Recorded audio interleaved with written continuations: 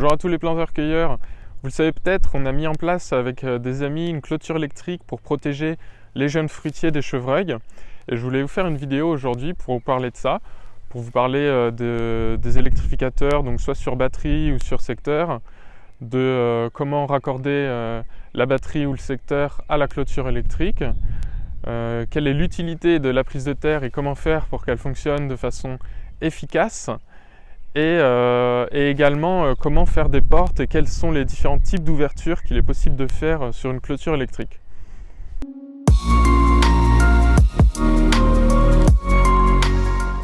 Donc il existe deux grands types de clôtures électriques, celles qui sont branchées sur batterie ou sur secteur. Donc l'avantage des clôtures électriques branchées sur secteur, c'est que globalement elles vont être beaucoup plus puissantes. Et donc même s'il y a un peu d'herbe de temps en temps qui va toucher les fils de la clôture, donc ça va engendrer des pertes de courant. Mais vu que de base les clôtures sur secteur sont plus puissantes, il va quand même y avoir du courant qui va continuer à passer. Je conseille bien sûr de faire le nécessaire pour qu'il n'y ait pas d'herbe qui touche la clôture. Le deuxième avantage que la clôture soit branchée sur secteur, c'est que vous n'avez pas besoin de vérifier l'état de charge de la batterie et vous n'avez pas besoin de recharger la batterie non plus. Cependant, si votre clôture électrique est loin d'une prise secteur, vous pouvez aussi faire une clôture électrique sur batterie et vous allez voir que ça peut aussi très bien fonctionner si vous suivez les conseils qui vont suivre.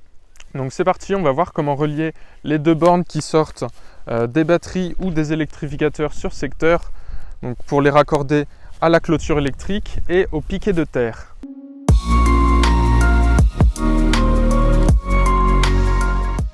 Donc que ce soit un électrificateur sur secteur ou sur batterie, c'est toujours la même chose. Vous allez avoir une sortie électrique avec le symbole de l'éclair et la sortie pour brancher au piquet de terre avec ce symbole.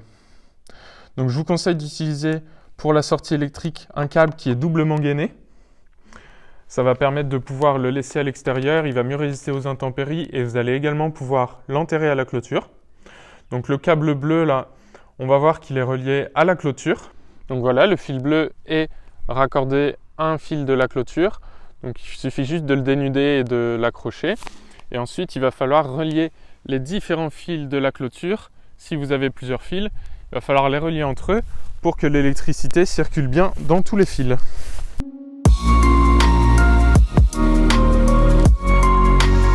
Donc le courant électrique qui va circuler dans la clôture va être un courant, donc un flux régulier d'électrons, donc chargés négativement. Et ce qu'il faut savoir, c'est que la prise de terre, c'est du métal chargé positivement qui va être mis dans un endroit humide et donc le tout va être très conducteur. Et lorsqu'il va y avoir un animal qui va toucher la clôture électrique, le courant, vu que cet animal touche le sol, le courant va passer à travers lui, va passer dans le sol, dans la terre, jusqu'à rejoindre le piquet de terre qui est chargé positivement. Et ensuite, le courant qui passe par la prise de terre va rejoindre la batterie ou l'électrificateur sur secteur via le raccordement ici. Et donc lorsque l'électricité revient par le piquet de terre et revient à l'électrificateur, le circuit se ferme et quand un circuit est fermé, c'est là que le courant passe et donc que l'animal va recevoir une décharge électrique. Donc maintenant que vous avez compris à quoi sert le piquet de terre, je vais vous donner quelques infos pour qu'il soit bien efficace.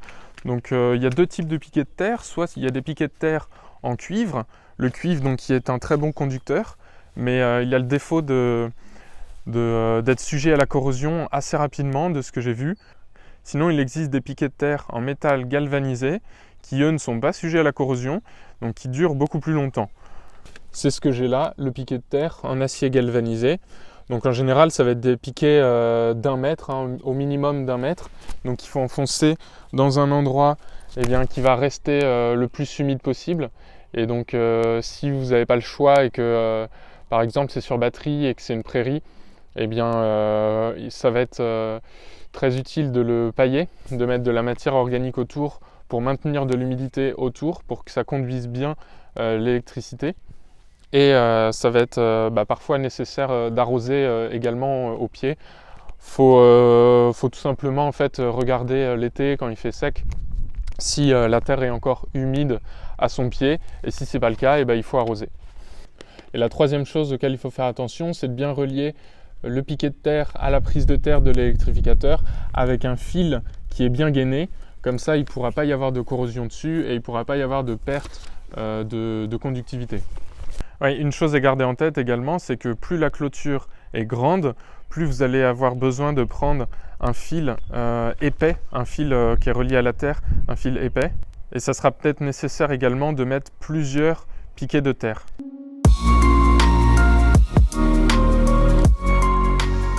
Je vais vous parler des ouvertures, des portes que vous pouvez mettre en place sur votre clôture. Donc il y a deux types là que j'ai fait ici.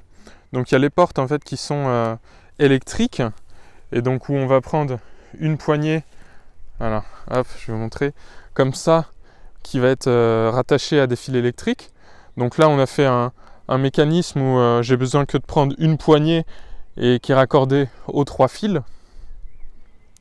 Donc voilà, en fait dans la poignée en plastique, il y a une sortie en métal et vous voyez là l'entrée qui est en métal également et là qui est raccordée au fil électrique. Donc soit vous faites quelque chose comme ça, et si vous voulez que vos portes ne soient pas électrifiées, vous devez relier les deux côtés de la clôture électrique entre eux. Donc là ce que j'ai fait, c'est que j'ai enterré les fils justement qui étaient doublement gainés, il m'en restait et je les ai enterrés de chaque côté. Et donc ce qui permet que le courant continue bien à passer dans la clôture.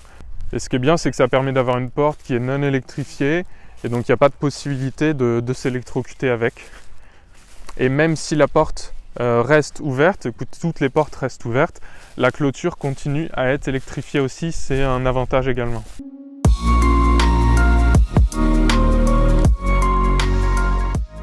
Et donc si vous êtes dans mon cas et que vous souhaitez une clôture qui est électrifiée qu'à certains moments de la journée, puisque moi dans mon cas c'est une clôture pour protéger mes arbres des chevreuils, eh bien j'ai pas besoin que la clôture soit électrifiée dans la journée puisque les chevreuils sont jamais présents en pleine journée sur mon terrain. Et donc ce que j'ai acheté, c'est un petit outil comme ça qui permet de choisir les heures de la journée où vous voulez que le courant passe dans la prise et donc par extension les heures de la journée dans lesquelles il y aura du courant dans la clôture électrique. Si tu as appris des choses et que tu as aimé la vidéo, tu peux me mettre un pouce bleu et t'abonner. Et si tu as des remarques ou des questions, pense à le faire dans les commentaires. Et je te dis à très bientôt pour une nouvelle vidéo. Salut!